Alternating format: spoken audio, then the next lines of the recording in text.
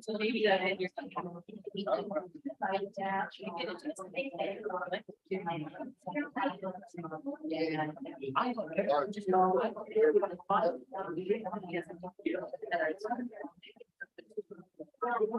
okay.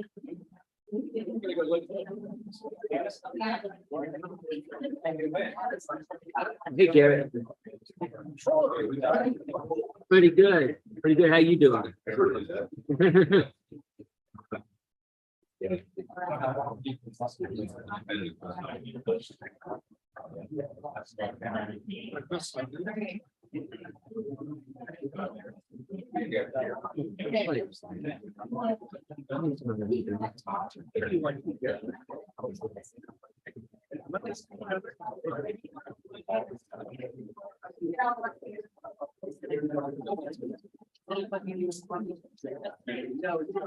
I think that's basic. Well, I got the information.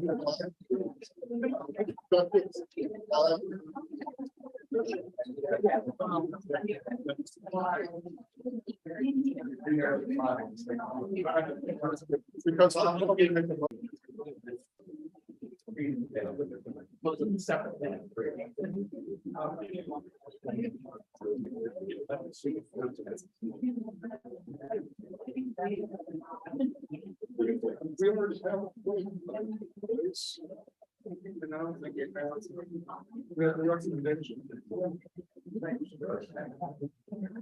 Yeah, I kind of liked it. I just was wondering how could we, talk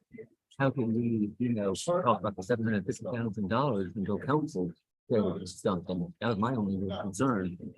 I thought it was a good compromise. Oh, you mean county council would have to approve it, but it's supposed to be able to spend that money. Yeah. But it's-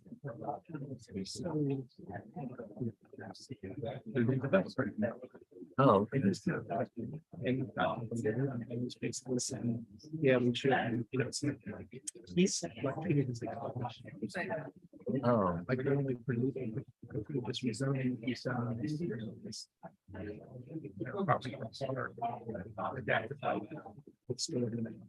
anyway, I never understand it. I didn't agree. But I trust me. I never had a real issue with technology. And I thought this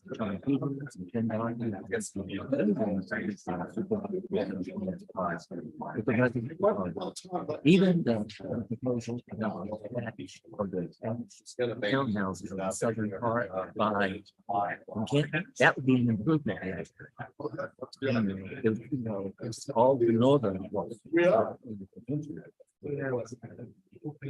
that area is by use of light, single thing. Oh, yeah, well, at least let them a little bit, even to spend extra money. I just think if we just, come up with a compromise, because I thought we were a good compromise. And that's fine. Wait, it's like that. Is it time to go? No, one more minute. It's just like you guys aggravate me. Maybe. It's a good, what's amazing, was just nothing so nice, I've been for a while, it's a free guest.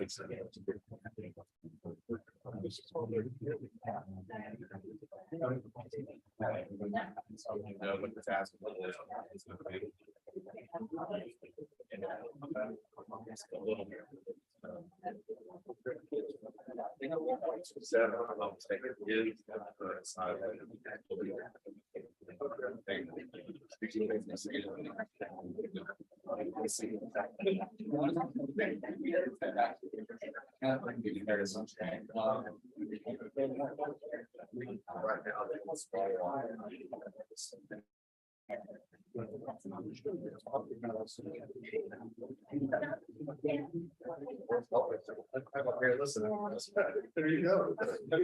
Kind of start. James Island, September general meeting is hereby called to order.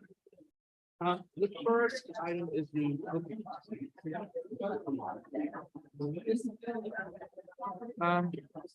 Council, if you would please join me in a short prayer.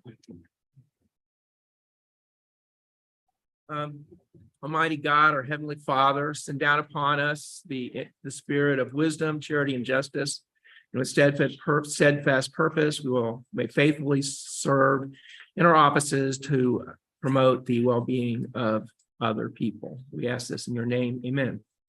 So let's pledge to the flag. Pledge allegiance to the flag of the United States of America and to the republic for which it stands, one nation, under God, indivisible, with liberty and justice for all.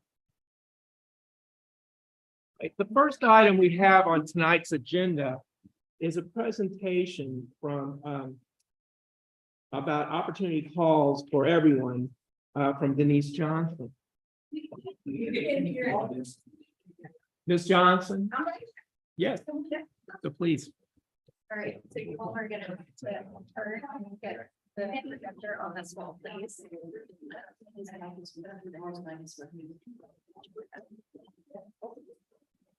You'll want to turn on first.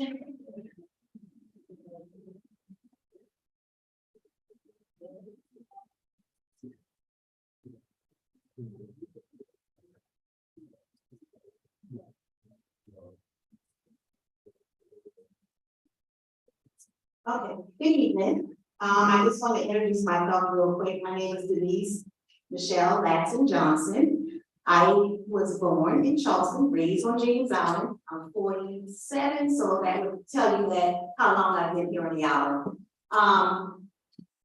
What I'm about to present to you all is our summer camp that we hosted this summer at Fort Johnson. I said Fort Johnson Middle School, y'all call it Campbell Middle School. The sponsorship of the town of James Island. I've been working in the community since I returned back to Charleston in 2015, here in the community, advocating for our youth here. Also understanding that our youth on the island needs attention. Middle, high school, elementary school. If you all don't see it, I have seen a lot within the 2002 to 2015. We do not have the crime rate that we had, unsolved murders, unsolved situations here on James Island. Those things never happened when I grew up. This was a village. We knew everybody, we connected, everything was good. We can play, we can run around. If you are not concerned about our youth, then there's an issue. Even though you all have these town hall meetings, please address youth issues. I'm a mentor here. You can reach me if you need leadership skills with your kids, mentorship, coaching, whatever. I'm here. I'm going to be more visible at the same time, but at the end of the situation, if you all can just please bring up the feelings about the youth. Please understand that they need attention as well. All of them, everybody. So I'm going on with my presentation, but not trying to spill, but Opportunity House Everyone Family Development Center. It's called OCE. It's named after my mom, OCE, who was a native here on James Island. We hosted our summer camp. The first summer program was developed with the town support in the summer of 2022. We hosted 4 summers, about 4th year, 4th summer. We have grown from being in the back of a small church, being on the island downtown Charleston, which I did not like, but I still had to go downtown because there was no space here on the island that was reserved for the kids. So we had to take the summer camp downtown. After that, First Baptist partnered with us. That was wonderful, which was summer 22. But the space got rented out. So we had to move again to Fort Johnson Middle School. And it was great that we were able to get the town support. They helped us with funding, helped us with making sure that the kids had snacks, make sure that we were able to do our field trips, and it was our relief. The facility was great for us. And again, we hosted about 35 kids every day for 5 weeks. And they enjoyed it. So I'll just go through the slide. Many hospitals identify resources that need to clarify access to quality space and ability to handle a large number of kids. So that is our great issue. I had to downsize down to 34 kids because of just the space that I had, but there are calls coming in, waiting lists, because kids wanted summer camp. The parents wanted summer camp. Because I host field trips every week. We have enrichment summer camp activities throughout the week, so it was great. Again, the town provided funding again for summer 23. All of the needs identified in previous summer were resolved, as of the faith that Canton Road Middle School provided, planning for aspects for food and snacks, for tutors and field trips, and help from qualified providers. The main focus area included in-house enrichment activities, field trips, personal improvement education, and that's what we covered. This is here, we had a field trip to the county park. We also were one of the first programs that were able to have a field trip at the African American Museum, which was great. We were one of the first big organizations that were able to host a summer camp there, and it was great for our campers. We also went to the Green Heart Project. They enjoyed the garden, they enjoyed picking the vegetables, they enjoyed learning how to cook, and all the things out of the garden. And they also learned what Green Heart did for the community downtown, which provided produce for the needy and homeless. We also had the in-house enrichment, which was cooking, healthy eating snacks, we juiced, we did all type of other things. We did wellness, mental health, we had karate, everything. The next thing that we did, the first is Holy City Wellness Center, which where we were their first summer camp for the summer. They got a grant and they offered to come in for 5 weeks to teach our kids the definition of different topics of mental health, how to identify. And within that presentation, some of our kids didn't even know what self-help was, self-care. They don't know how to identify the things that they're facing.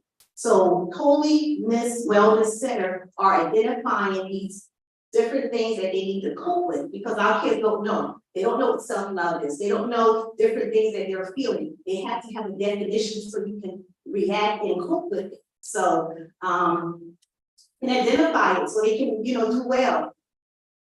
The second lady is this Grant. She did financial literacy. She came in every week. She has EPU, Youth Mentor Program, and it took them over the book, Rich Dad, Poor Dad, which was reading, which was financial literacy. The kids enjoyed it. They had a program where they're able to earn money throughout the year, as well as their mentor. We also had Ms. Kia. She came in and she did candle making with the kids. She has a business called Everything Scented with her daughter Tatiana, who graduated from James Allen High School, track star, basketball star. That is her mom. She came in and she worked with candles, which is STEM, with our kids, helping them with measurements and also sorts of things. This is Mr. Glover. He is with the South Carolina Governors Art Center in Greenville. He comes to my summer camp every year. We were actually awarded with a grant with them, so they come every year free of charge and teach our kids music, teach them how to play music, how to the different tunes, trumpets, the instruments, and everything like that. And again, he's with the South Carolina Governors School in Greenville. So he traveled here, so actually every summer to be with our summer campers. We had tutoring for our kids, which was Miss Marie. She did it daily. We had 2 classrooms. We had the younger kids, and then we had the older kids, which was, like I said, we had 33 kids that we hosted. We also had African Drums with Pam. She hosted African Drum with Mojo Festival, the different festivals in the town of James Island also. And matter of fact, not to tell you, this was her first time on the island. She lives in Charleston and she never lived in James Island. This was her first time. So it was wonderful for her to come in. And this was our end of the year ceremony. Ms. Nikki came, the kids met her, they were thankful. We gave book bags out, we gave t-shirts out. We had a food truck came, where there's our volunteers, there's our twins. The twins have been with me since 2015. And now they're two seniors in South Carolina State College. They are on the president's list and they are cheerleaders. So that's how long, and I am very proud of them. They still come to the mentoring program with me. They still come and volunteer when they can.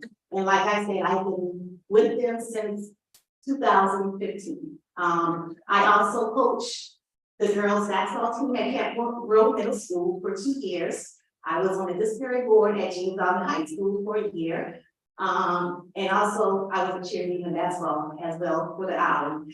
There you see the food truck she came. And so our kids complain about the summer food all summer. So I wanted to give them a treat and let a food truck come in at the end of the summer. So they enjoyed that. They didn't have to pay for anything. The town sponsored that as well for them. And they enjoyed themselves. And those are my volunteers that was very, very helpful throughout the whole summer.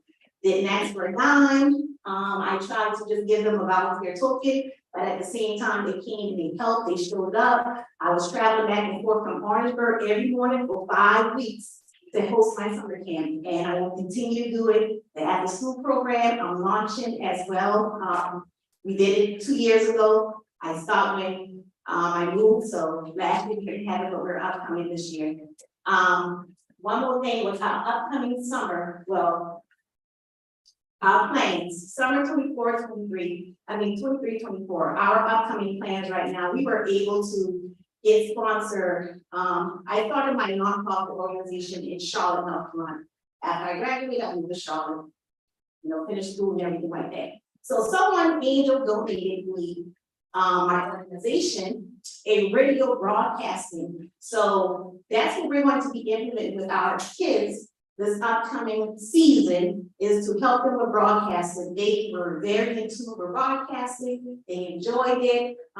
So we will be on the radio show every Tuesdays at 10 a.m. starting the week after next. So we're rallying up for that. The kids are excited, I'm excited. And again, I just want to leave you all with a message that if you're thinking about anything, please think about our kids. When you think about them, think about the Family Mentoring Program, and also think about the niece, Michelle Johnson, here on the island, Latin with my maiden name. And again, I just want to thank the town.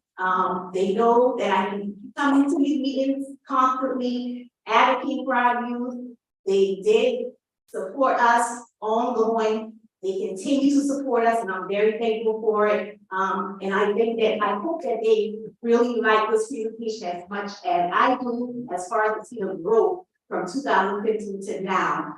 So I thank you all for listening, and thank you all again for the opportunity.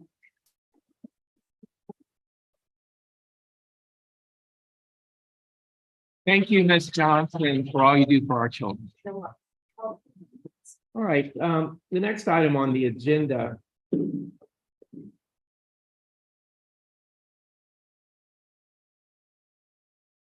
is the public hearing for ordinance 2023-07, proposed zoning map amendments from RSL.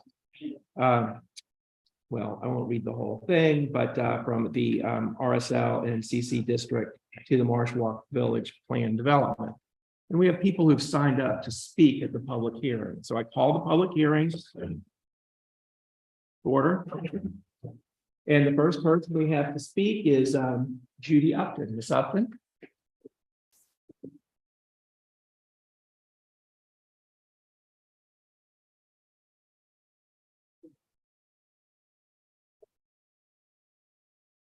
I want to tell you a little story. There were 2 maternities that worked on a large commercial airport. They were responsible for the care, the maintenance, and the cost of this airplane. One day they were working on it, and one of them said to the other one, I wonder what would happen if we didn't replace all these rivets because they're really, really expensive. And so the other one said, well, let's see what would happen. So they replaced almost all the rivets and they left one out. So the plane took off, it was fine. So the next time they said, well, nothing happened, so they left 2 rivets out. Then they said, nothing happened, it worked fine with 2 rivets missing. So then the next time they left 4. Okay. Then they left out 6, and then they left out 8. And then they came to the conclusion, this plane doesn't need all these rivets. Look how much money we can save if we leave out half the rivets. So then the plane took off, it crashed and killed everybody on the plane. My point is, at what point do you say enough is enough? How many rivets do you have to take out of our environment before you totally destroy it? That's what you're gonna do if you keep on developing this island, destroying the nature, building and building until it can't stand anymore. It's your decision. Now, you are in the minority if you think that this development is a good idea. And all I can say is somebody has their hands in your pocket if this deal passes. Well, thank you. No applause, no comments.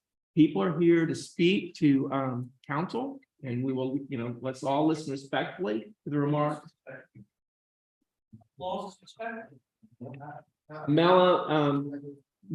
Melanie, Ms. Melanie? Good evening. My name is Melanie King-Villar. Melvin is from James Island. I am a retired educator of 32 years, varsity coach. And I want to start off saying to Ms. Ladson, who was Ladson when I talked to you, Ms. John Thompson there. The work you do is phenomenal. I bless you for that, and I appreciate you for that. You keep doing your thing. So thank you. The reason I'm here today is I know that your time is valuable, and I appreciate what you do, and I know that there's no hands in your pocket, the people that I know on this committee. But what I am here to speak about is that as a history teacher for 32 years, a resident of James Island, living in Lighthouse 40, and also a realtor. I'm willing to say I am a realtor, and there is such a thing as smart development. Okay, smart development. It is not an oxymoron. There is such a thing. Now, that being said, I wish that this development was going to take care of the educators that I have to take out to Somerville and the Munch Corner and the first responders and the clerks at Harris Teeter, because they can't afford to live here. They want to work in their community. But we don't need additional development. And I understand this is not your responsibility by itself. I know it strictly is right there with JIPSD. And I'll be at that meeting on Monday, and I hope the rest of y'all will be there as well.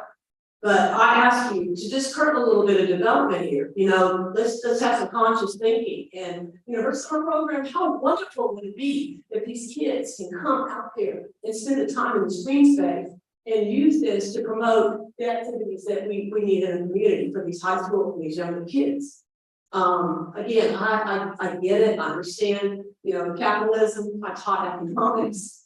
Everybody has the right to their property and their voice, but we cannot support this anymore. Our infrastructure, our sewer, there are other ways to make this money for the public services, department that they're in need. There are grants. There are millage increases. I think we'll all probably be willing to pay a millage increase if we knew we could continue having this green space and not have this traffic. Again, smart development. Thank you. Thank you.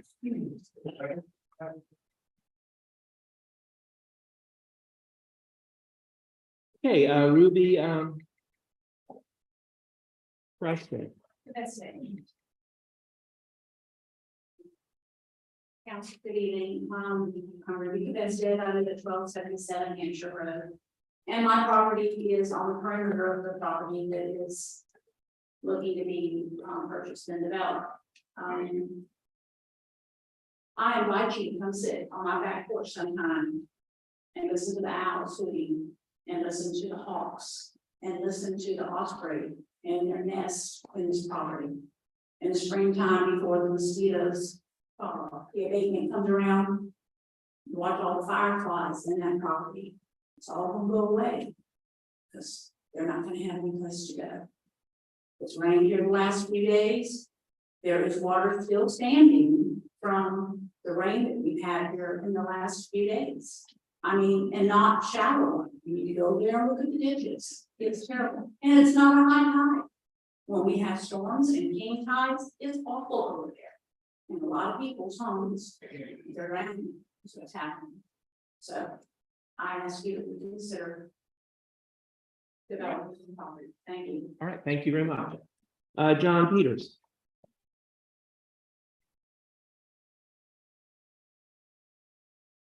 My name is John Peters, 1301 Hampshire Road, Charleston, South Carolina, 29412. I've expressed concern in opposition to this property deed bill, or sold deed bill. You should have received my written public comment September 7th, and you should be aware that this development can directly impact my family with these flood loss. With recent rezoning requests, these properties by the James Allen Planning Commission have concerns. There were not enough variances addressed. I'm sorry. The variance addressed this proposed development. I recommend having the Planning Commission review the Marsh Walk Village Development Guide once again. The Chavis family property at 1287, this Chavis here on Hampshire Road there, is split into two parcels. The parcel in the rear of 1287 requires a right of way to their property. To cut through the open space that is in the back half of that easement, along between the White House Boulevard and Hampshire Road. There is nothing in writing that gives them right of way in this proposed development. So they currently have it, they've currently been maintaining that for the last 40 years. I've witnessed it for the last 5 years myself. There's concern this property has wetlands. Why? Because the last land plat updated was in 1994. This was 29 years ago. Since then, FEMA has designated 1/3 of this land as flood zone, so I recommend having a third party from either Charleston County or issued from the town assess this new plat for wetlands. There's anticipated to be one roadway from Dill's Bluff Road and no vehicle access within White House Plantation unless amended. The proposed drawing shows a walkway. Fences are allowed but not identified in writing as a requirement. We don't know if an HOA can be established a fence between White House Plantation and Mark Village. I'm not saying separate us, I'm only saying control separation. We're stopping someone from driving ATV through there. I recommend requiring a living barrier with cosmetically pleasing controlled access. I do not want to see Dill's Bluff Road turned into a commercial corridor. It should remain residential. If we rethink Dill's Bluff Road, we should do that now. As community leaders in your positions of power, come the expectation that you will hold yourself to the highest ethics standard. Part of being ethical means exercising your power in the public interest.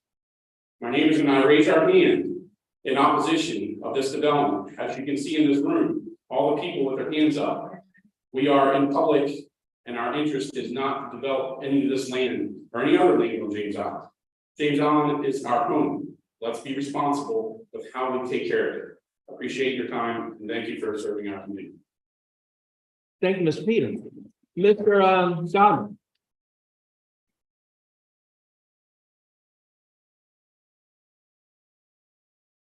Good evening, Mayor. I'm Ken Godwin. I've lived in White House Plantation for 50 years. I've seen this island grow. Traffic has gotten to be terrible. Gridlock, almost gridlock. You can get a picture hours when you want to go to the grocery store. This will add more traffic. I'm extremely concerned about the open space that is what I call a cul-de-sac down at the end of the proposed road. That could be a connection to White House Boulevard. going through our neighborhood, creating a shortcut through our neighborhood. Nobody likes shortcuts through their neighborhood. You've heard about the drainage problems. We all know we've got ditches in our neighborhood. They sometimes overflow, they get full even after a good rain. We had a good rain a couple of days ago, and there's still water in the ditches. My biggest concern, or what I perceive through the drawings, is that a lot of these proposed residences do not have a sufficient driveway, a long enough driveway to park a vehicle. Most people today, their garages are full of toys, storage. These are the storage space. They don't park the cars. So that puts cars out on the street. When you have an emergency down at the end or there or along that street, you could have a serious problem with cars parked on the street. The town doesn't have a police department. The town relies on the sheriff's department. The sheriff's department can only enforce state laws and county ordinances, cannot enforce any town ordinance. So we don't have any jurisdiction over parking in that area. I would hate to see somebody in need of an emergency response unit go down and try to get them in need of somebody to come and help. Try to weave their way in and out of cars parked along the street. I think that's a real serious issue. Thank you. Thank you, Mr. Brown. Next, I have Matt Sloan.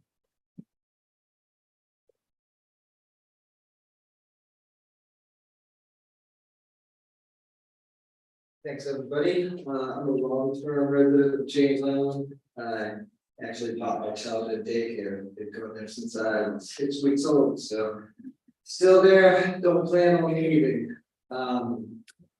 Over the years, over the decades, we've seen a substantial amount of growth come in waves from the city of Charleston and Joe Riley's cronies. We've watched ourselves get flooded with corporate interest. And now I feel like one of the only entities that we should be able to turn to trust with what's left of our island. Seems like the PSD is going to sell some corporate interest too, man. Nah, I don't really feel too good about that. I don't feel like we need any more. We don't need what's going in over there. We don't need it. We don't have the infrastructure for it. The flooding's bad. The roads aren't good over there. It's not going to be managed well, if you ask me. So the bottom line is, why are we getting sold up the river by the only group that should be looking out for us? I get you got to make your money. That will eventually look out for us. There's a better way. Unintended consequences. Y'all never talk about that. You just sell the carrot on the stick with the nice park and the this and what's going to bring, but you all know very well what it's going to bring, more problems, and you all know very well your constituents don't want. If you're going to vote for this, that's not what they want. That's not why they put you here. So I would say, why don't you please think about the people that put you here, that rely on you, and look at their interests. Stop looking at the interest of those that want to come here and spend an extra $100,000 or $200,000 on a place that we call home. So how about cater to our interests for once? Thanks, guys.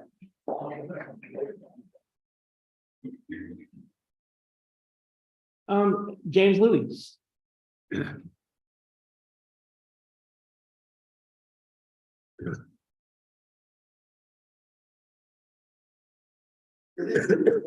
I'm James Lee, I live at 1330 White House Boulevard in White House and Taxation.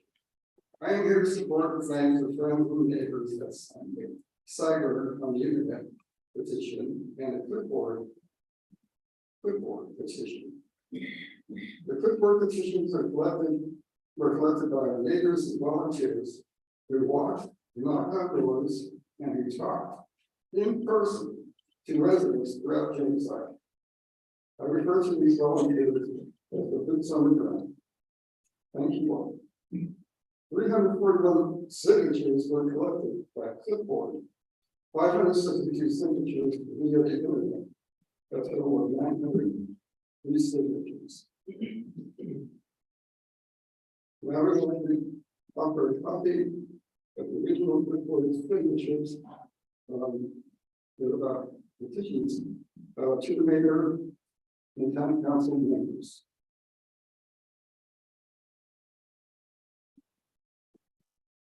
Thank you.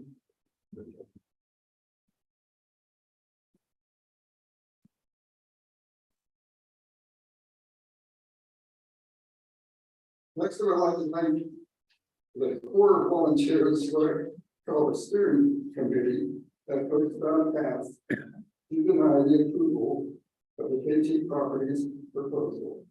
When I asked the citizens why they signed the petitions, they responded, "We don't want this proposal to be approved. Number one, keep everything the way it is. Number two, save the 6.52 acres of green space. Number three, construct the children's playground on site. Number four, have a casual walking path through parts of the acreage. Be careful not to disturb the existing natural habitat." That's all I have to say. Thank you for your time. Vote against this proposal. Thank you, Mr. Libby. Thank Casey Buchanan.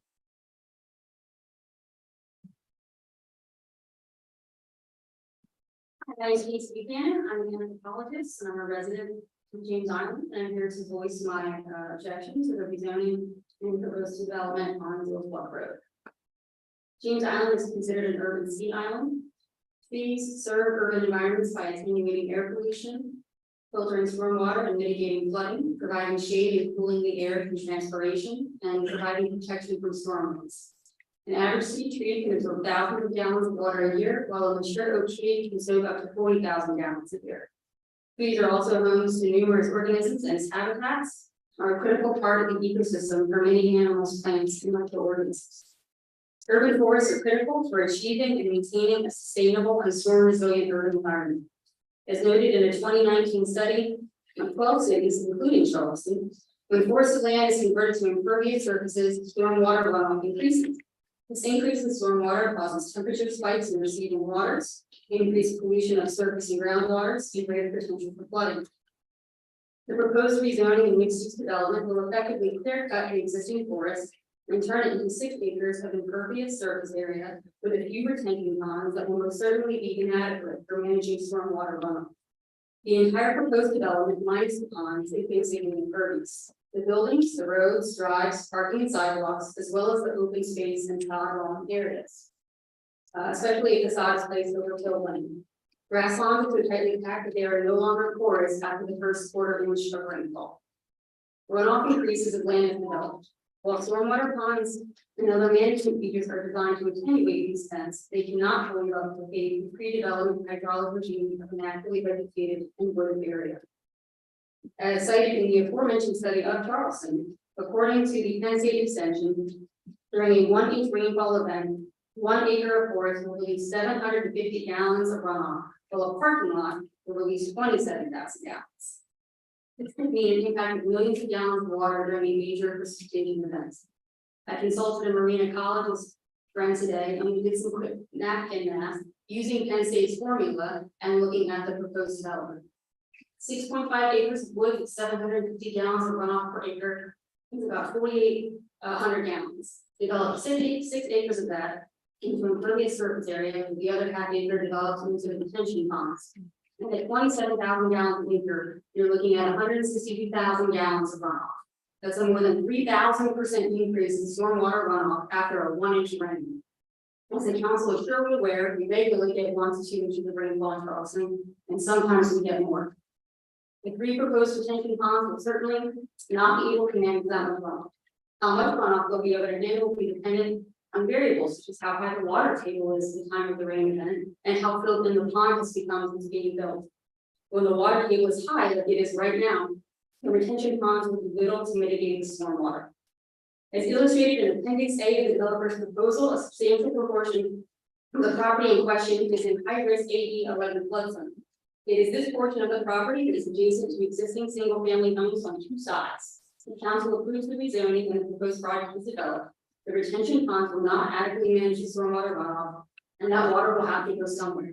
And where it will go is to the existing homes behind the proposed retention ponds and into Dill's Bluff Road. Excuse me, your time. Thank you very much. Next we have Frank Freeman.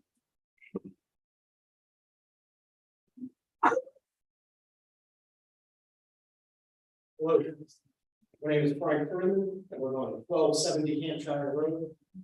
I am strongly opposed to this for the main concern of flooding. Right now, my ditch is full. It does not matter how many surveys or retention ponds you put in. Mother Nature doesn't care. Everyone in this room is concerned about flooding in our neighborhood.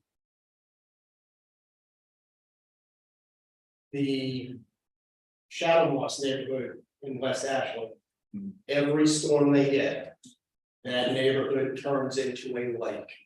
And you see it on the news every time it happens. Every resident there says it never was like this before until it got developed all around. When you destroy wetlands, the water, it's gonna find a place to go. And that's gonna be our neighborhood. Simple as that. Everyone here is afraid of their homes being flooded. I want you to take that into consideration. Thank you. Thank you. So next we have Catherine Moore. Moore?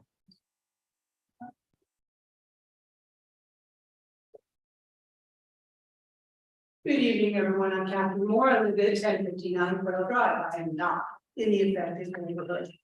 However, I am a resident of James Island. And what I want to say, and I've said this multiple times in multiple meetings, there are 3 ways off this island. We have to make consideration as we develop for that. If we put in 20 families, that's 20 more families that have to find a way off this island if we have a hurricane or major weather event. You know, that's difficult enough now. Second of all, I was thinking what else I could say to convince you all that this is not a good idea. And I was struck by our seal. The translation of that Latin phrase at the bottom is "do not trample us." We have said time and time again, people don't want this, we want something else. And forcing us to do this, having comments that we're anti-development or that we're not in the business of parks is trampling us. And I would ask you to consider, again, if we're going to develop it, let's have it be something that brings something to the community, not to a few individuals. And certainly at $300,000 for a 3-bed, 2-bath townhome is not affordable housing. Thank you very much. Thank you. So next,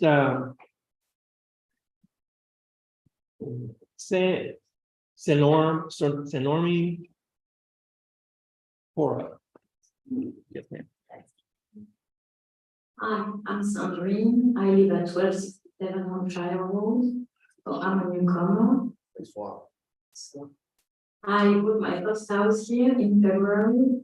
When I see the backyard, for the first time I just fell in love, and I just wanted to be in the backyard and sit, so a sweet tea like any southern. So I invite you, even if you vote yes, I hope you will vote no, but even if you vote yes, I invite you in my backyard to see those trees, to look at those wildlife and all the beautiful animals there. They are healthy. The report of the promoter will tell you otherwise. Please come see. So I'm opposed to that project. First, density. it was 15 single house, family house, now it's 25 townhouse. It was low-cost housing, now it's 350 or $300,000. And the promoter last meeting said it's gonna keep 50% to rent. So that's not affordable, plus per issue, with no frontier, no place to park, and 10 feet setback from their neighbor, 10 feet, like 3 wall, 10 feet. That's what we want to deserve to the newcomer, that's what we want for this island. That's not what I want, I think that's not what you should want.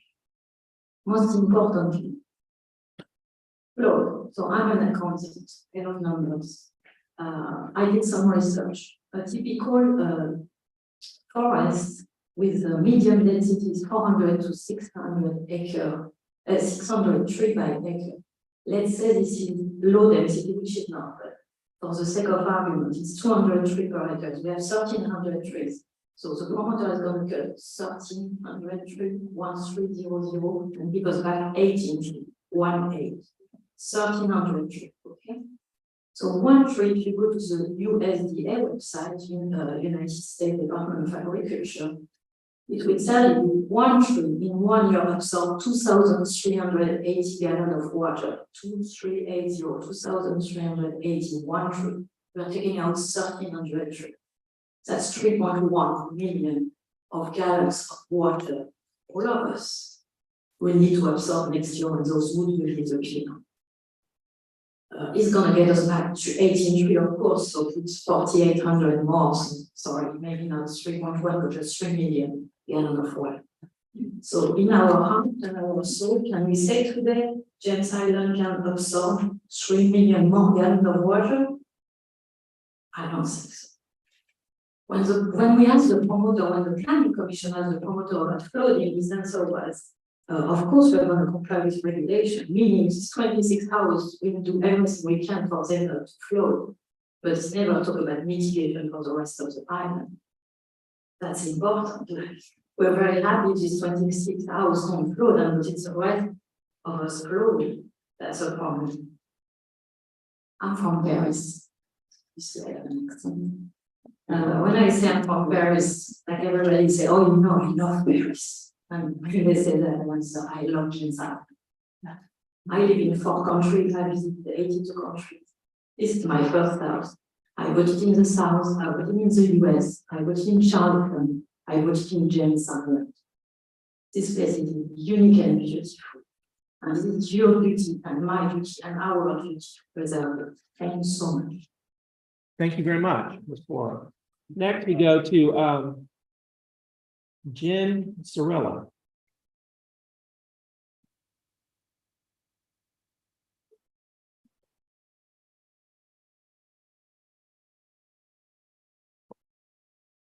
Good evening. My name is Jenny Sevilla. I've been a resident of James Island since 2003, resident of White House Plantation since 2006.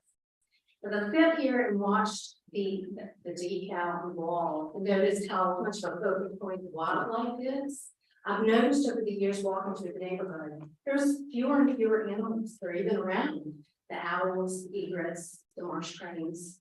And being the longtime resident and seeing all of this going away, I think it's very important to take a pause and just say, is this even still important? It's on our wall.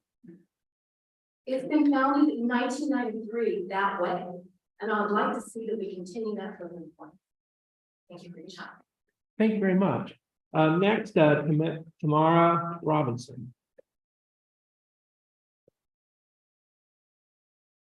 Good evening.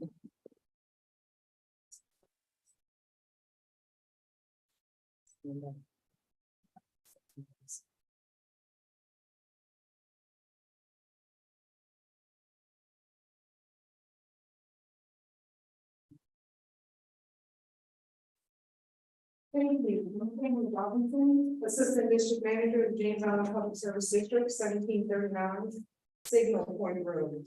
In addition to my public comment, I have a copy of Commissioner Clifford's email from Livingston Town Council.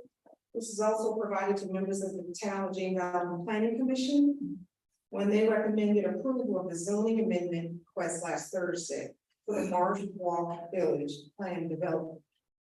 The planning commission approved the requested zoning amendment based on the recommendation from town staff.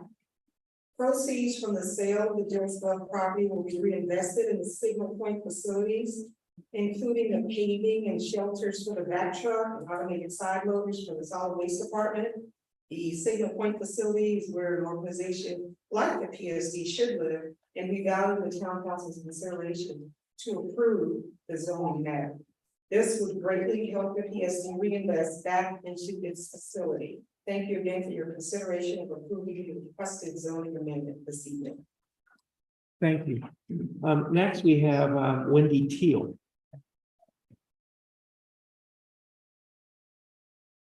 Good evening. My name is Wendy Teal. I live at 1290 Finch Road. In many of our ideal world scenario, this land would remain green space, but we can't always get what each of us wants for our ideal world outcome.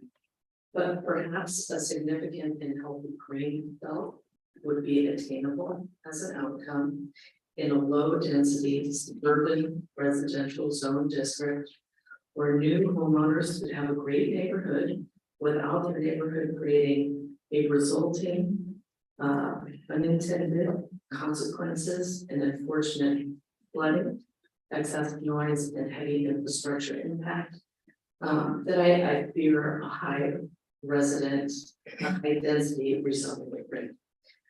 Open spaces, single family homes like what we have across the street that's preserved at Dill's Bluff, integrated well into the neighborhood, and I feel like that had a lighter impact than a high density would. We also see quite a few trees that remain, and nice yards, open spaces, green space for water absorption, wildlife, and island beauty does remain there. I am opposed to rezoning to high density. While housing is needed, so is adequate infrastructure and natural area for water absorption and wildlife. Thank you for your time. Thank you very much. Next, we have Roberta Chase.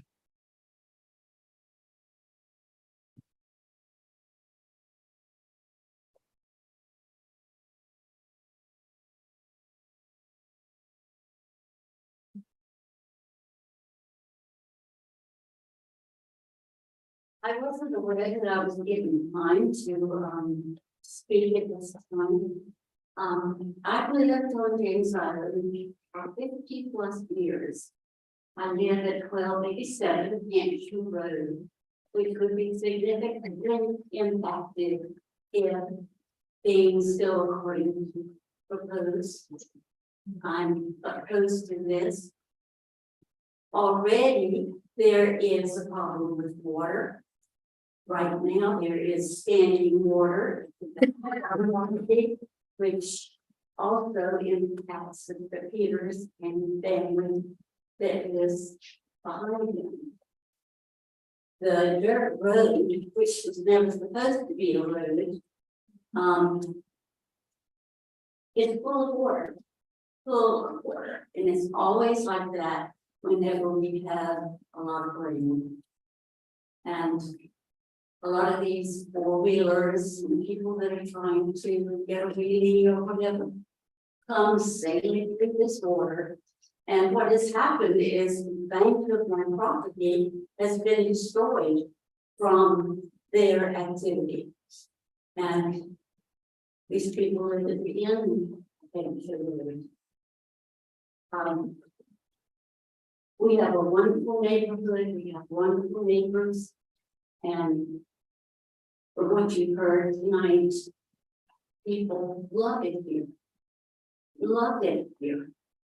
We have been here, like I said, 50 plus years, and have no plans of ever leaving until we depart this world.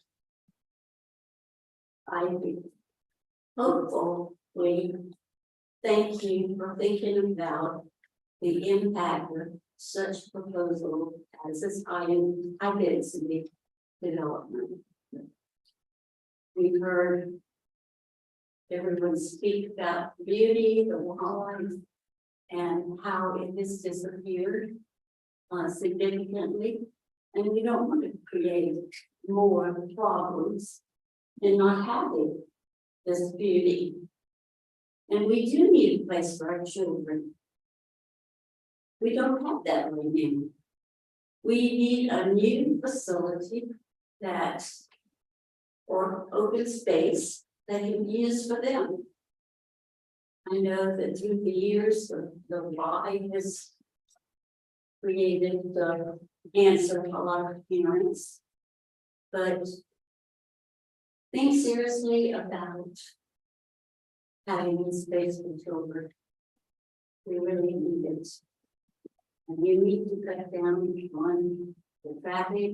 We need to make sure that the children are safe and that they can have a place to call home and be there all of us. Thank you. Thank you very much. Next, Beverly Ramsey.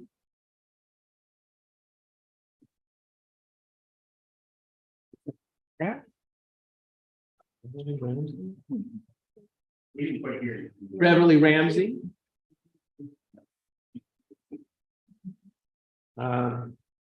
Kelly Hall.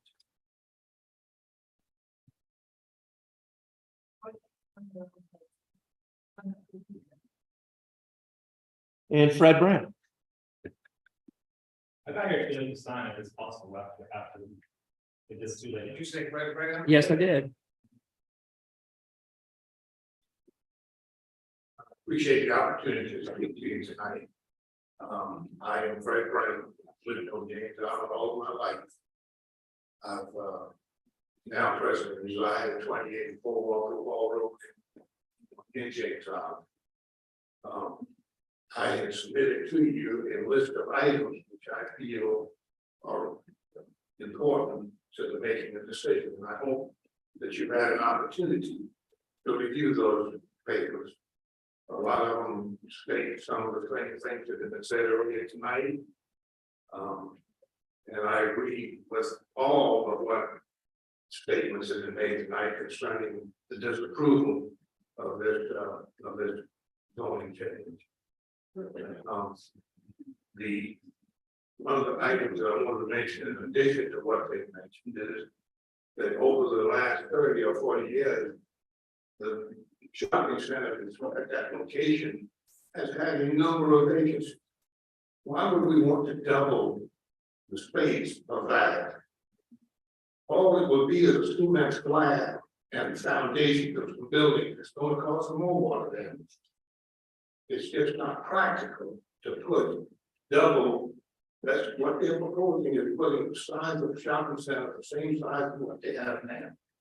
And that's not fair to people in this neighborhood.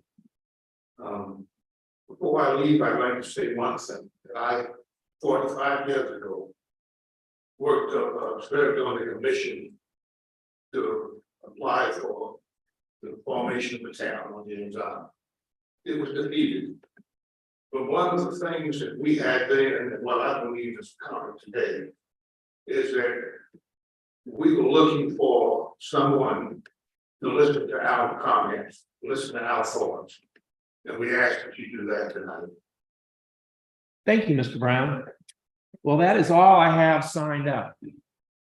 And so I will call the public hearing closed. Okay, the next item on the agenda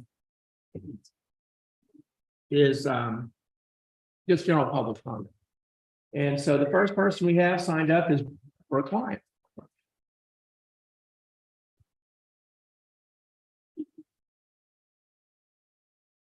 Hi, my name is Brooke Lyon. I've lived at 669 Court Circle for over 27 years here on James Island.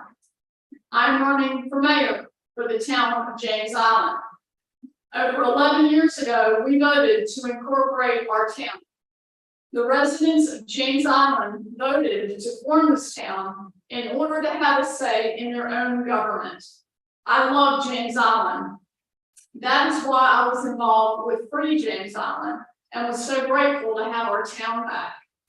I've been involved with the town in some capacity ever since. Our residents' opinions matter then, and their opinions matter now. I believe in government for the people. That is why I'm running for mayor for the town of James Island. I would ask the current mayor and town council to listen to the people of James Island. They are the reason we have our town today, and we are here today. Let us not lose sight of that. Thank you very much. Thank you. Next, is.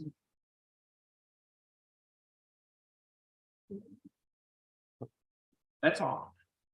All right, well, let's carry on with our agenda.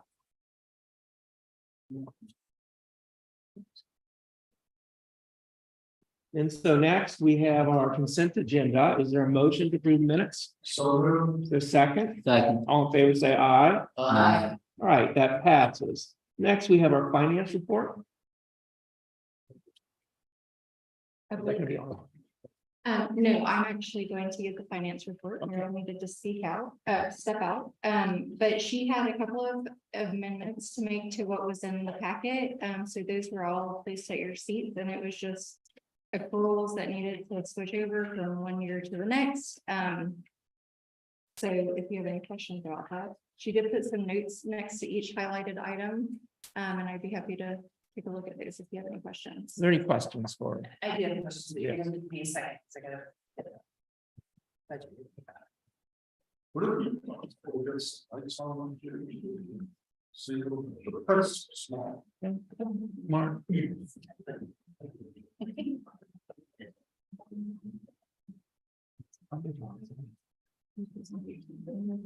Thank you.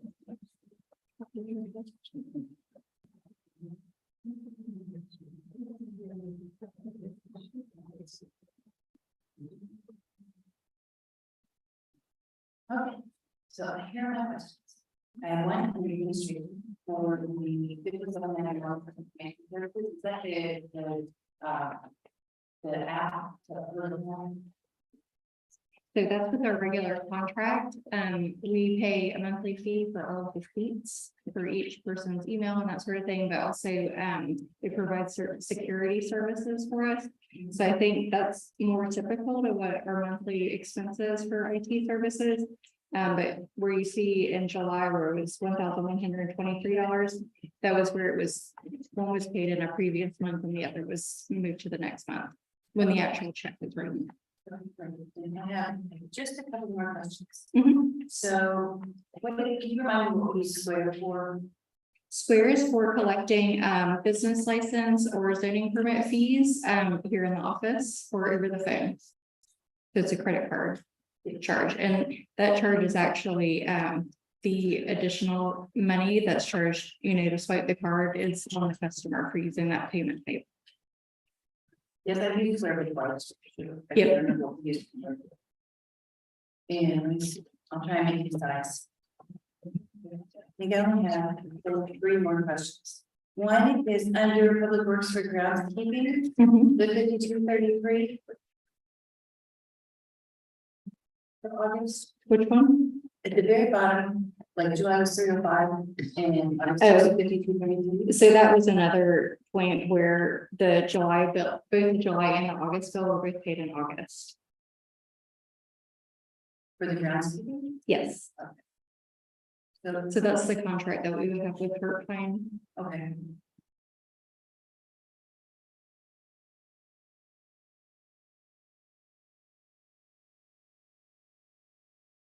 And everybody, I'm working as best I can. I know everybody's thinking just to pass it. The next one is park maintenance for 528.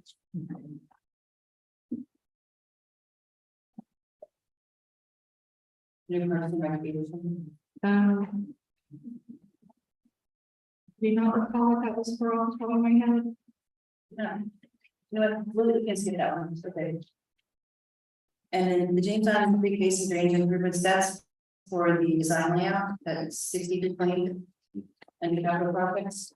Oh, absolutely. Yes, so they actually provided us with a draft of the study, so we hope to have that for hopefully the next council meeting for them to make their review of what they studied and some potential, and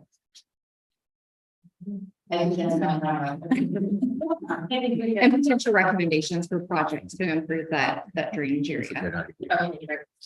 Thank you. Those are all my questions. What is this thing? It's fine. The phone? Mhm. Oh, okay, I understand. Okay, no problem. No problem. All right, now to your report, county administrator report. A lot of things carrying over from a few months ago, but obviously the filing period for the next election ended on September 7th. We have 3 candidates for mayor and 7 candidates to fill for council seats.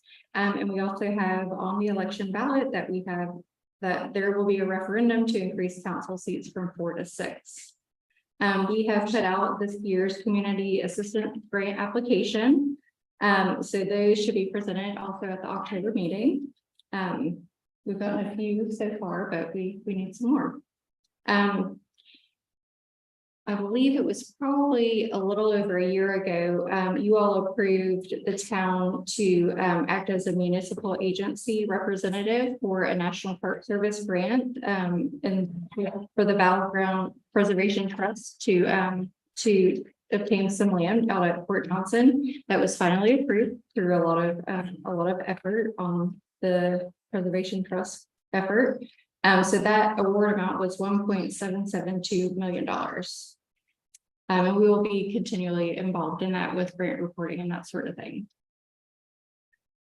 We're making big strides with moving building services to be an internal operation here at the town. So our goal is to have that up and running by the end of this year. We have several bids out this month, so I hope to bring some recommendations at the next meeting. Exterior and roof work at the art center, some traffic calming projects, on-call engineering services, those need to be renewed or put out for bid again, and Brantley Park dock repairs. We're also looking into more flagpole quotes at Ellis Creek Bridge and a potential new sign, so those will be forthcoming. And also probably the most exciting part that I have to report tonight is that we got the DOT approval for the Camp Brew Tree Preservation Project. So that was a 9-month battle to get that permit, and we have it in hand. So Natural Directions estimates probably within the next 3 weeks we'll be in that preservation work. We will be participating with the Sheriff's Office this year for their Trunk or Treat program here at Town Hall on October 9th. And we are planning to have our own trunk decorated on the town's behalf. And lastly, we also were awarded the park grant for Brantley Park dock and ADA improvements this past week. And that is for about $7,000. Any questions for Nikki? Yes, Yes, I have a question for you. Did we get any indirect costs for managing the National Park Service? No. So we're just doing that out of the kind of stuff. I think after the project is done, we will be required to report every 5 years that it still is undeveloped. Okay. any other questions? All right, thank you. Thank you. Thank you. Next Public Works report, Mark. Good evening, everyone. This is the report for August. Staff participated in this year's National Night Out event. We also participated in a virtual meeting of the Small Cities and Rural Communities Committee for the National American Public Works Association. We hosted a branch meeting, the Low Country branch of the South Carolina ABWA Town Hall presentation by Thomas Tutman on the drainage projects. Staff has been asked to serve on a working group for septic tank maintenance issues by the BCD COG Technical Committee. Staff participated in a working group meeting on septic tank maintenance issues statewide by DPEC. Staff monitored the Green Hill Honeyhill Drainage project and met with the engineers and contractor on site several times. We also monitored the Ocean View Stone Coast Drainage project, which completed work on the new Stone Coast Road culvert, and they are quite far down the ditch now. Staff participated in public meeting for the James Island Creek Basin Study. Field staff attended training for the installation of reinforced concrete pipe in Charleston County. Staff attended a JIPSD meeting on the sewer expansion project and participated in a virtual meeting for finalizing the county hazard mitigation plan. Staff prepared for Hurricane Idalia and ran sandbag operations for the residents for a couple days. Septic tank inspections, there were 5 new ones, 1 failed, bringing our total to 83 inspected, 13 failed, and we have 131 inspections remaining. Staff also replaced the street sign and built one pothole in August. And I would also like to say that just recently we filled and repaired another sinkhole, so we're up to 2 that we've done in-house. Usually it's around 15,000 to have county do it, and we do it for 100,000. Any questions for Mark? I think I will do something that there's something or something they're going to go on a sewer review and a lot of things we don't even about. No, that's right, remember the newspaper. I can start with that. And that's a good question. I think that. Oh, Mark, Yes. I just have a quick question. Do you have any update on radar sign on Fort Johnson? What kind of timetable might be looking at? It'll be in the next few weeks. The contractor is giving me a schedule tomorrow. Okay, well, thank you for all your work and your due diligence. I appreciate it very much. No problem. Any further questions? All right, thank you, Mark. Island Sheriff's Patrol?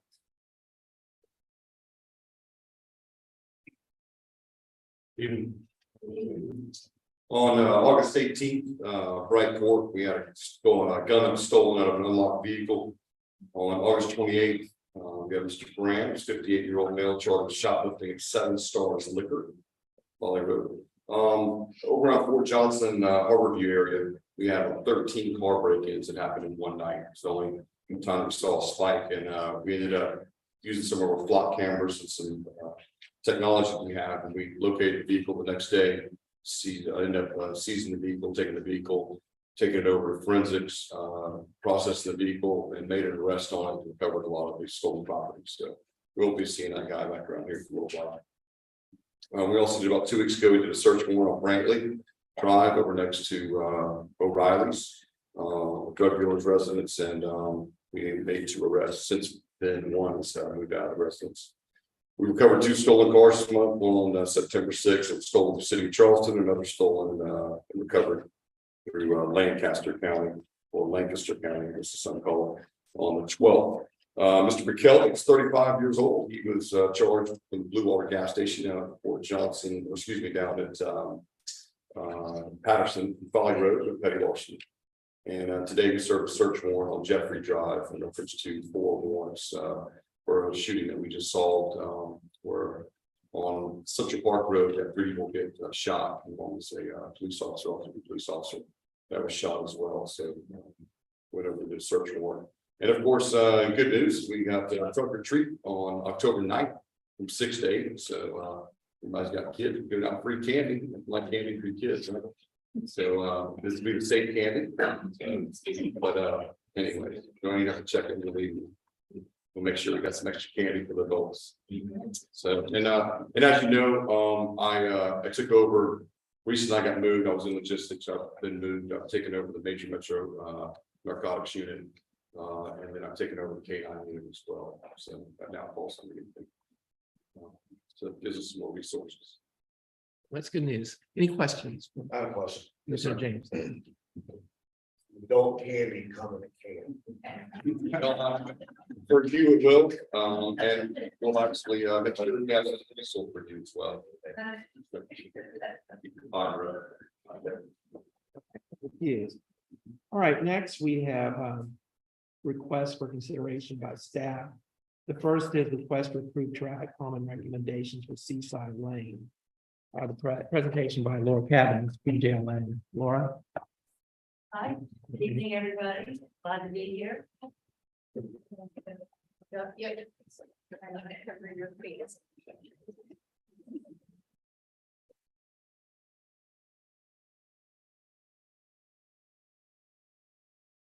So we've done a number of traffic calming. We've done a number of traffic calming projects for the town. This is the latest one, it's Seaside Lane. So Seaside Lane runs between Fort Johnson Road and the Bluff Road that runs next to James Island High School. Road is about 0.64 miles long, it's got no sidewalks, not much drainage to speak about, and it's primarily residential. Traffic study was completed on the road. The Public Works Department does this. They have a traffic counter, so they set it up and collect data over a period of days. They're looking at things like we look at and evaluate the traffic counts, the number of vehicles over a period of time, the average daily volume, the highest speed reported, among other things. This particular data was taken in February 2023, between the 9th and the 24th. Speed limit on the road is 24 miles an hour. The highest speed was over 80 miles an hour. And then the 85th percentile is considered the speed that most people feel comfortable driving on the road. So that was around 31 miles per hour. So you definitely have some outliers out there. Generally for this project, we looked at speed humps. The road has no intersections except at the beginning and the end. So the DOT doesn't do little out-of-the-way stops, but we didn't even have to look at them here. This is what the typical speed hump would look like, that the ones we built or the town's built. And this is what we are proposing for Seaside Lane. So basically, near the intersection of Fort Johnson Road, you've got a turn in the road right there, which tends to slow people down starting out, and then I think they gain speed as they go down the street. But what we're proposing is 2 speed humps. They're roughly 1,000 feet apart, which seems to be a good spacing. That's basically what we have on Baldwin Drive. Again, it's kind of falling on the bottom here, but these are blow-ups that show the property lines and the addresses where we're proposing to place the speed humps. They could probably be moved a little bit if there's any objections to where those locations are, but these seem to be good places where they line up on property lines, so they're not right out on somebody's property or blocking access to the property. So with that, are there any questions? Well, Laura, I do have one point. There is a sidewalk along. There's a sidewalk along Seaside Lane. Oh, We paid to build it there. So. But other than that, that's all. And how much money is this? But this is just to approve the project. Okay. So is there a motion to approve going forward with this project? I just have a question. Yes. Have you guys had any opportunities to engage the community to see if they're on board with the speed humps? JLA is not. Okay.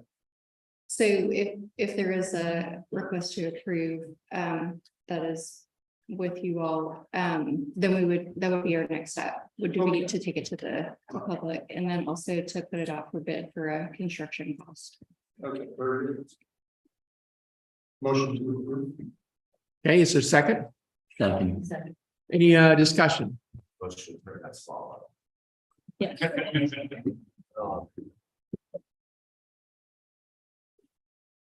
Hearing none. I do have a question. Okay, yes.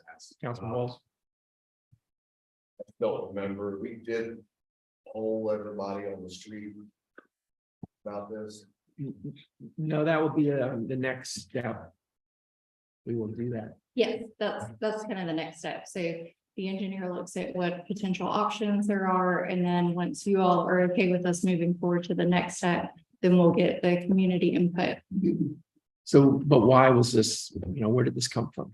Right, the request. And Oh. we get We did have a lot of community members that reached out about speeding issues, and I believe we had a good bit of I guess, activity with the sheriff's office with, pulling people over. I think this one is kind of a constant problem, so they spend a lot of time over there, trying to get people to slow down. Yeah, I think it's also a route that a lot of kids will take to school, so there's that safety school issue as well. And I think there's a lot of capacity too, so they can, people are coming for jobs, they don't have to go all the way to reviewers all the way to Camper. So it's not just the people who live on the street, they're going through a lot, but people just coming through to get them some comfort. Any further discussion? Just to be clear, if we pass this, then we go ask the residents for their input. Yes. It'll come back to council to approve with the contract to actually build it as well. All in favor, say aye. Aye. Opposed? Okay, so that passes. Okay, next is request to reserve Pinckney Park Pavilion for weekly Bear Scout Troop 50 use September through May. Is there a motion to approve? So Is there a second? Second. Any discussion? All in favor, say aye. Aye. Opposed? That passes. Then we have a request to reserve Pinckney Park for weekly Cub Scouts Den 3 Weeblos for September to April. Is there a motion to approve? Is there a second? Second. Any discussion? Quick question, the first one says pavilion, this one doesn't have pavilion, but it's the same thing. right? Yes. They're using the pavilion, Yes, not the one park. correct. Okay. All in favor, say aye. Aye. Opposed? That passes. Okay, next we have request to approve water service connection at Brantley Park. So we got the estimate for getting a hookup of water service over at Brantley Park. This would be for irrigation and if we were to put a water fountain out for future use.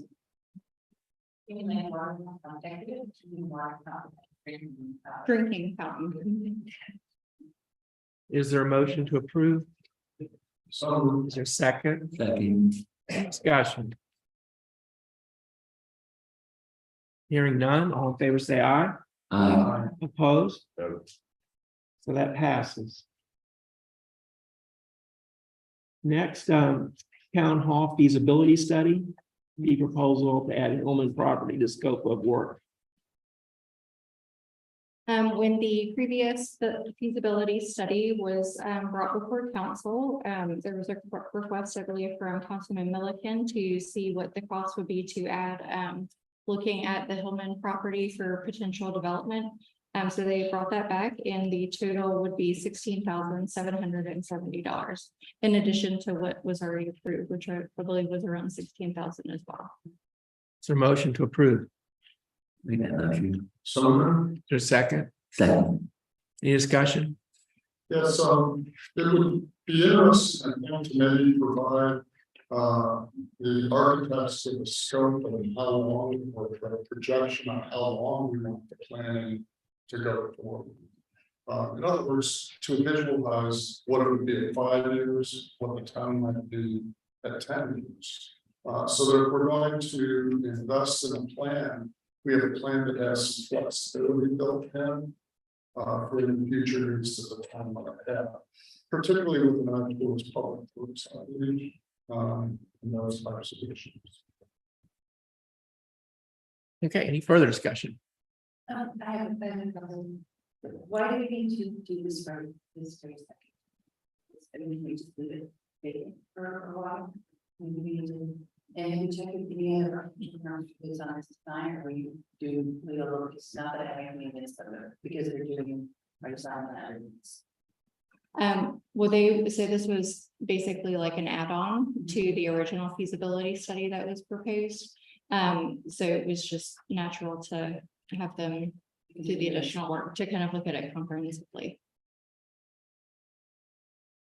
Any further discussion? Hearing none, all in favor, say aye. Aye. Opposed? No. I vote no too. Okay, so next we go to that fails. Next, we go to committee reports. Land Use Committee, Council. Planning Commission approved the, plan and development for the one.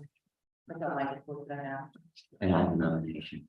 Oh, that's right, I'm sorry. Mm. Councilman Alexa, the one at the times. Well, that's fine, yeah. I'm nominating Kelly Hall to replace Bill Lyon on the Planning Commission. I've known Ms. Hall quite a while, and I'm sure she'll do an excellent job, and I just want to make that nomination at this time. Second, Thanks, Stephanie. all in favor, say aye. Aye. Aye. Opposed? So that passes. Kelly Hall. Kelly. Kelly. Oh, okay. I think she was here today. Yeah. Okay, next, Environmental Beautification Committee, Councilman Norton. Yes, thank you. Chairman of the Private Citizen Committee for the Environment Beautification Committee. And we hosted about the highway visit on September 9th, and we had 10 volunteers. We removed 16 bags of litter from our roadways. I want to thank the Exchange Club for picking up on Foley Road and James Island 5 volunteers for doing a good swap like using cameras.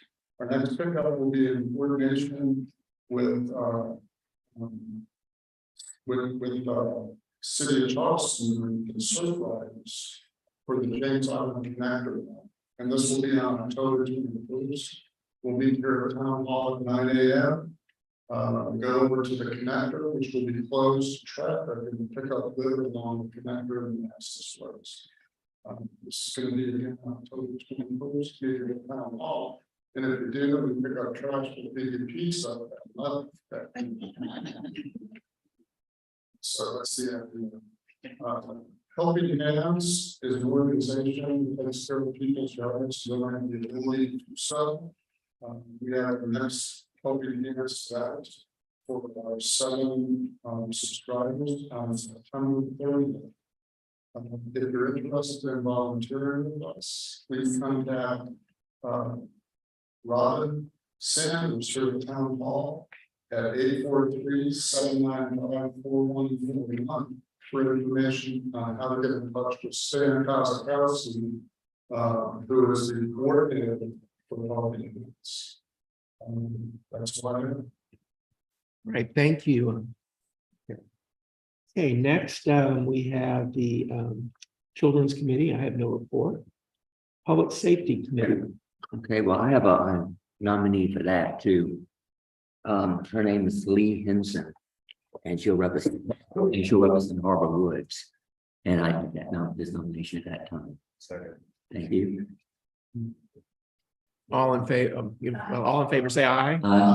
Opposed? Okay, so that she's thank you, Ms. Henson. Thank you. And our next meeting will be in these chambers at 7 o'clock, a week from today, the 28th. That's all I have to report. Okay, next item on the agenda is the History Committee report, and the History Committee met about a week ago, and it's beginning to meet going forward. And we do have a date for the first shot event. There will be a flyer coming out soon, but it will be on October 29th, which is a Sunday, at Fort Johnson. Next, Rethink Folly Road. That meeting and the next James Island Intergovernmental Council meeting will both be held on October 25th. Details for the time and such will be forthcoming. Drainage Committee. I have no report at this time. Business Development Committee. No report. Tree Advisory Committee, Councilman. Yeah, the Tree Advisory Council did meet. We discussed goals for the upcoming year and initiated the planning process for our annual Arbor Day celebration in December. Thank you. How are we going to do that without you here? I don't know. I'll do the holes. Okay. Intergovernmental Council, you've already reported on that, right? Okay, so next, proclamations and resolutions. Breast Cancer Awareness Month 2023. Is there a motion to approve? Is there a second? Second. You do? You want to read it? No, Sure, I'll repost it, how about that? that's, Whereas this is October 2023, 38 years, that National Breast Cancer Awareness Month has educated women about daily breast cancer protection. And whereas National Breast Cancer Awareness Month is dedicated to the increase of public knowledge about the importance of early detection of breast cancer. And whereas breast cancer is the most common diagnosed cancer in women, and is the second leading cause of cancer death among women. And whereas the American Cancer Society estimates that about 12.4% of women will develop breast cancer during their lifetimes. Whereas the more than 2.8 million breast cancer survivors living in the United States today are a testament to the courage as well as to the importance of promoting awareness of breast cancer, providing information, finding funding research, following recommended screening guidelines, and offering treatment to those who are affected. Now therefore be it for the planning, the town of James Island, the town of James Island, council, the town of James Island, does hereby recognize the month of October as breast cancer awareness month. And as all residents of children's school are cause, since over and the morning lives lost sales. all right, all in favor, say aye. Aye. Opposed? That passes. Next, we have resolution 2023-09. This is adopting the 2023-24 Charleston Regional Hazard Mitigation Plan. Yeah. We are required by FEMA to adopt a plan every 5 years, so this is as scheduled. In your packet was a little summary of changes, so they've added a couple of new sections and updated several other sections. So this is just readopting the plan on an ongoing basis. So who on our staff participate? Actually, Mark Johnson and James Hackett both participate in that process. All right, is there a motion to approve? Second? Well, I'll make a is there a second? Now you can ask your question. We did. So, I'm looking through section 1. So what exactly is that a proposal thing? If there's a separate license staff, if there. Oh, that's the next. Oh, just the next, okay. Yep. I'm sorry, I didn't read that question. Okay. All right, any further discussion? Hearing none, all in favor say aye. Aye. Opposed? That passes. Next, we go ordinances up for first reading. This is ordinance 2023-06 to amend the business license 2021-09 to update class schedule. So as of 2020, the state of South Carolina Business License Tax Standardization Act requires that different conditions and requirements for different administration of business license taxes. And by the 31st of every odd year, so that's this year for us, the municipality levying a business license tax must adopt by ordinance the latest standardized business license class schedule as recommended by the municipal association. So there are no fee changes, but the license class schedule is amended and then it's adopted by every municipality within the state. Is there a motion to approve? I'll make that motion. Okay, well, you're second it. All right, any discussion? Did you have your Yeah, question? just the pool table thing, it just seemed odd to me, but if this is a statewide thing, it's just one of those unusual South Carolina laws and. Yes, I'm afraid so. I It's don't not know. peculiar to us. All right, any further discussion? Hearing none, all in favor, say aye. Aye. Opposed? That passes. So now we go to ordinance 2023-07, proposed zoning map amendment, RSL. And CC to the March Walk Village Plan Development. You're gonna have to go one more time. It was the worst month for us to be in between our AD project. At least when you learn about it. Yeah. Oh.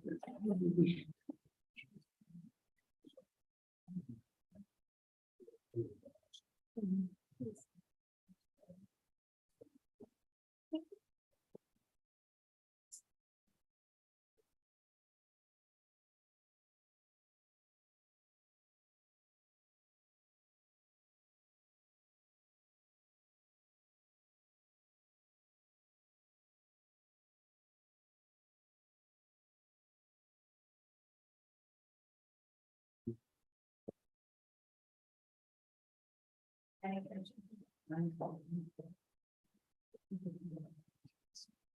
All right.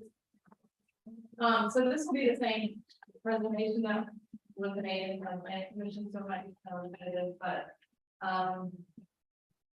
this is kind of an overview of what a plan development actually is and the intent of it. So it's mandated by state law that we have this option in our ordinance, by the Planning Act in 1994. So, it's intended to provide a little flexibility in site design as far as setbacks, density, lot sizes, uses, and things like that. So,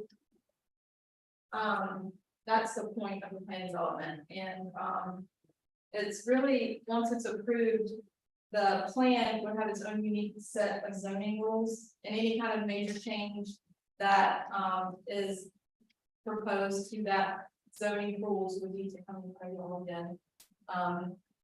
And so the goal is of a plan development is to allow something that would normally be allowed if you utilize our zoning regulations strictly lot for lot. So that's just kind of the background there, but we already have a few in town. Oyster Point, where the James Island Youth Soccer Club is a plan development. It actually stretches from Fort Johnson Road all the way back to the water. So when that one was approved, it was the original iteration of that plan development was 64 apartments, 38 townhomes, 32 patio homes, and 2 single family residences, and also the recreational uses of soccer fields and parking lots. And then Goodwill is a plan development, Goodwill in the retail space, in the office space around there, and that was to kind of have some tree save areas, some setback reductions in the buildings to kind of get the flow right with the parking lot. The preserve at Bill's Bluff, right across from where this application is the plan development. That was about 5 or 6 years ago when that one was approved. That's 10 acres, 30 homes, so it's the same density as the application is.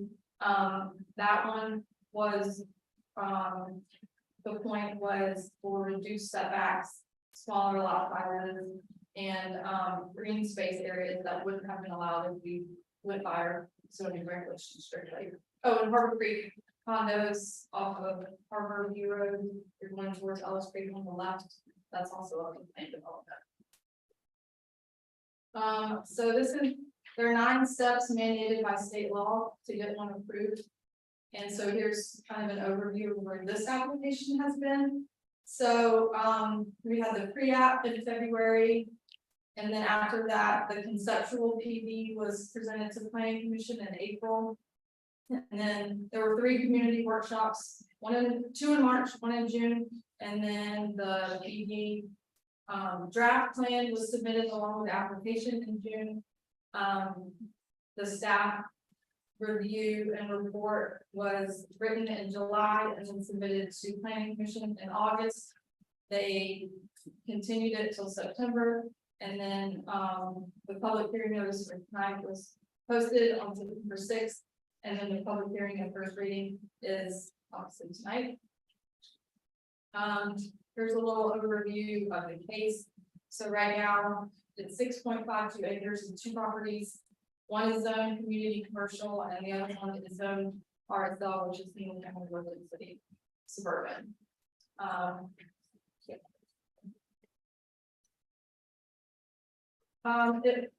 think everyone knows all of this, but Marshall Village, it's currently wooded, no structures.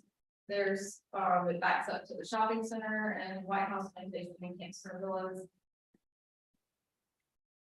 The 2 wooded lots in the middle, that's the aerial view GIS of the properties. This is the zoning that's currently there. The yellow is all single family residential. The gray is the city of Charleston. All the brown area is what we have as RSM, which is moderate density, which is currently mostly townhomes. And then the pink is Office Residential where we are. The blue is the preserve at Dill's Bluff, that's the plan development. And then kind of in the middle, the smaller red rectangle is community commercial right now. And that's in this application as well as the bigger rectangle, which is RSL, this application. I'll just go through these quickly, I think. I remember this, where it is and what it looks like.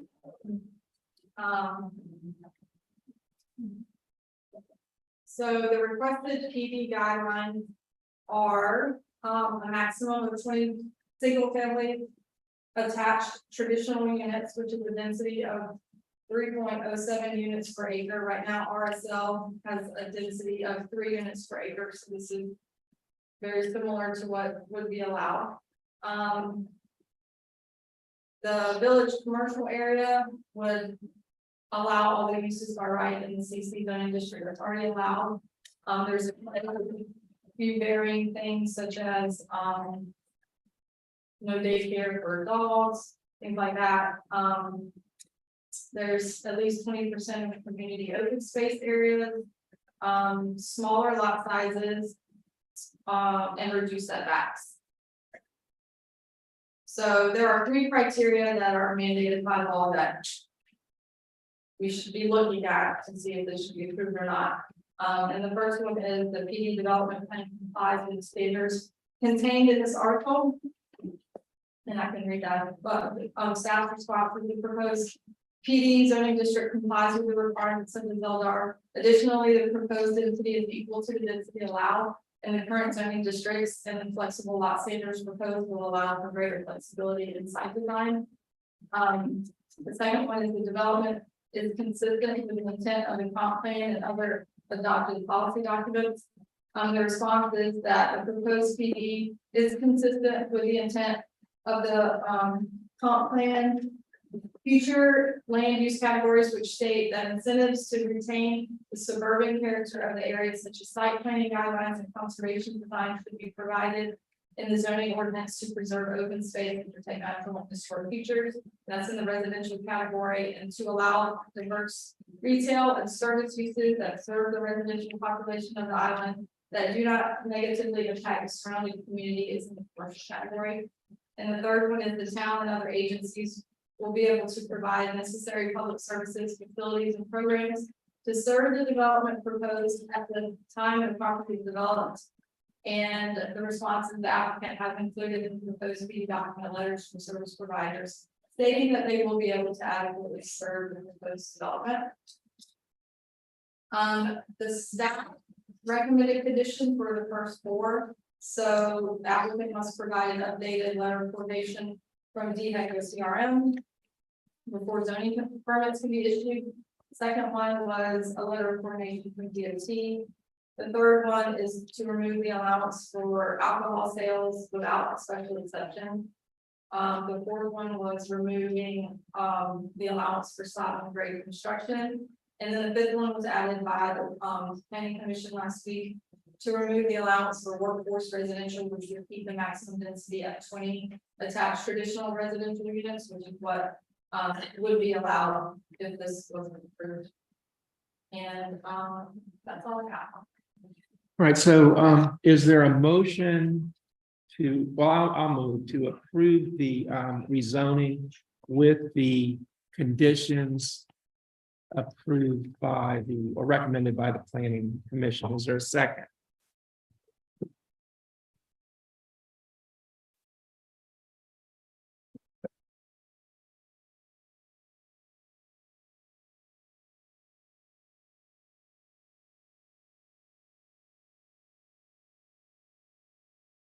So it dies for lack of a second.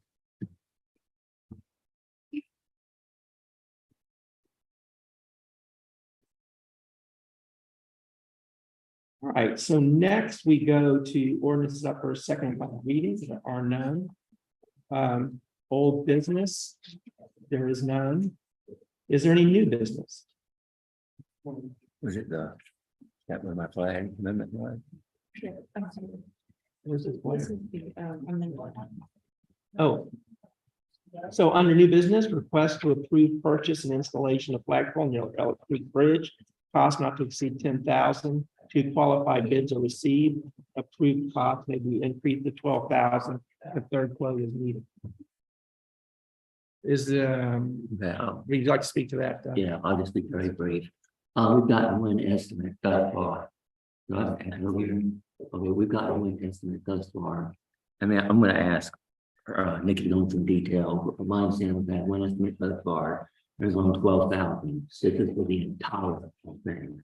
You know, this will include every plan we've been talking about. But we're going to get 2 more estimates, and I'm hoping that would be lower. I'm hoping to be around 10,000. So Nikki, if you have anything to add to that.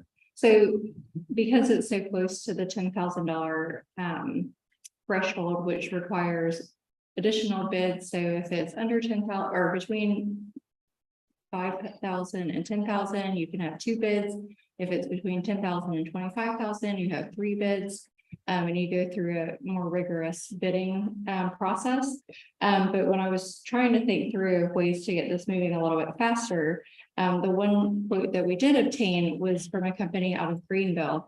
And so their installation costs were probably significantly higher than potentially having a local installer done. So the thought was that if we could get a max price that you all were willing to pay for this, then I could go ahead and get into a contract if it was something that was within the cost range that you are comfortable with paying for one.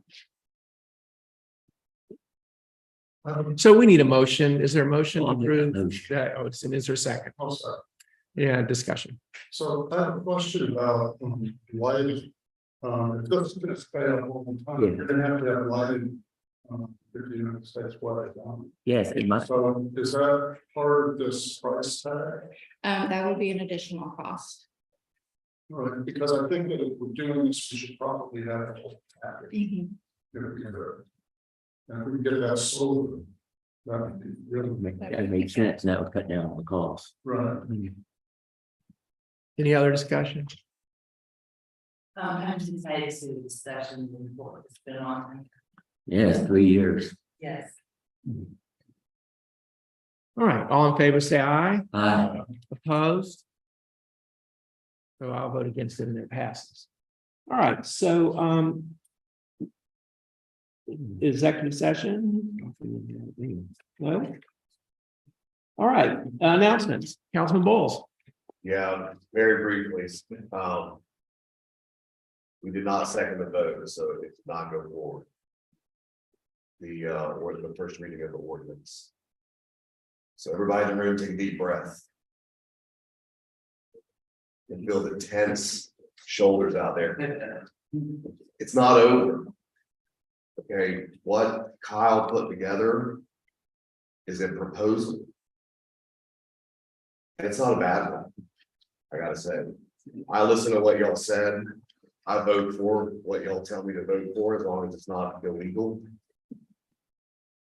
But if Kyle Taylor Properties doesn't develop this, the PSD still has it up for sale. And we are not the deciders of that. We're the janitors of this issue. Okay. If you want to see it covered in trees in perpetuity, you need to go talk to the public service district, not us. And you need to tell them that you don't want them to sell it, or you need to buy it and sit on it. Okay, someone's gonna build on that property. And it may not be this one, but right now, someone else can come in there and they can buy it. And they can put whatever they want within the permitted uses that are on it tomorrow.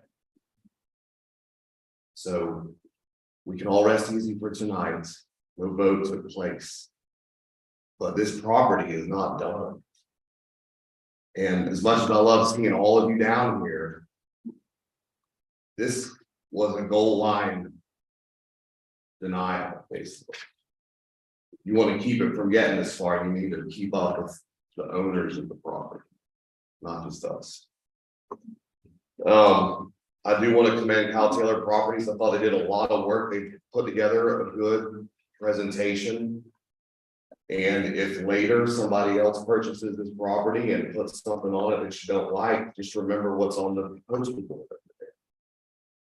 And this is not a done deal.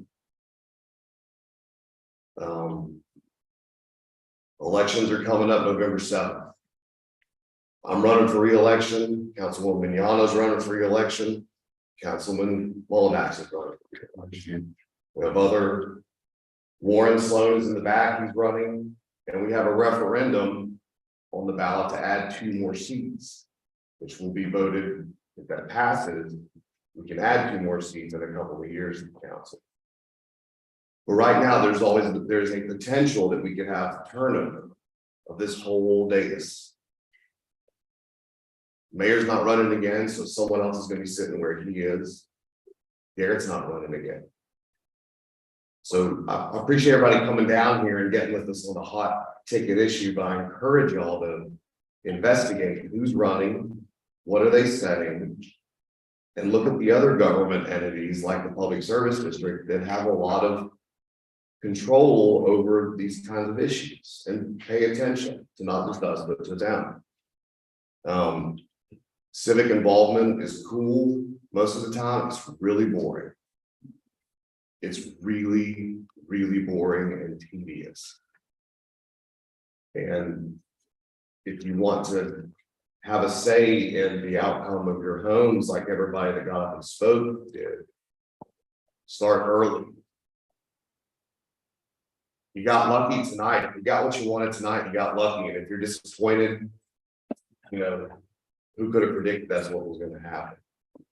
If you want to get ahead, if you want to really steer this island, you have to get ahead of these things, and you have to look at what could be up there and think about what you're willing to accept, because I will be dumbstruck if that property is not covered in something in the next 2 or 3 years. I appreciate everyone's involvement, and I look forward to all of y'all coming out to the polls November 7th. And everybody have a good night. Remember that we're all neighbors. Let's all be nice. Thank you. Councilwoman Mignano.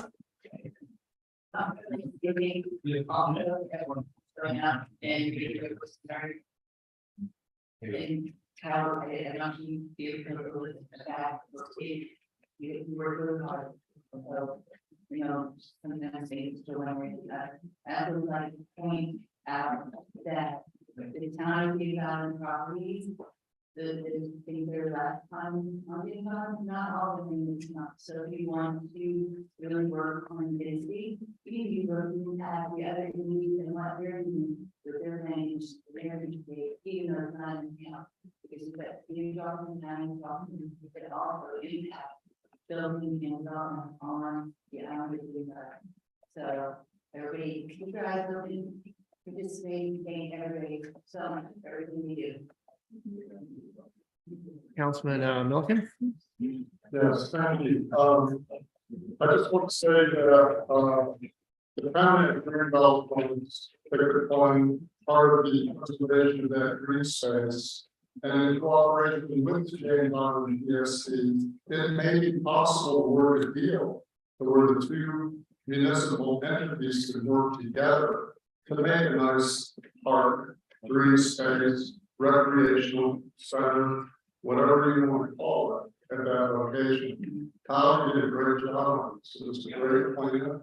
But I think it's density was high, and I think the detention ponds were kind of the issue I had.